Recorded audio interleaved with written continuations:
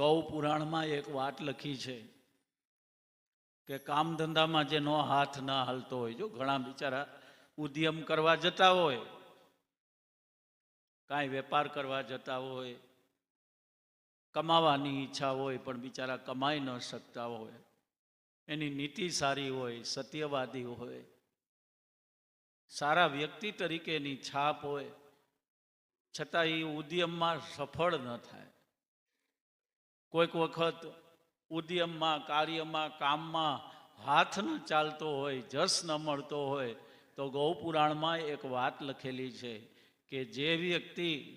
એકમ આઠમ પૂનમ, એકમ આઠમ અમાસ એટલે મહિનાના 6 દિવસ થયા, મહિનાના 6 દિવસ સુધી પોતાના જમણા હાથમાં ગોળ લઈ અને કોઈ સુપાત્ર ગાયને જો હાથથી ચટાડે તો એનો હાથ ઉદ્યમમાં ચાલવા માંડી જાય, એનો વેપાર આગળ માંડે વધવા.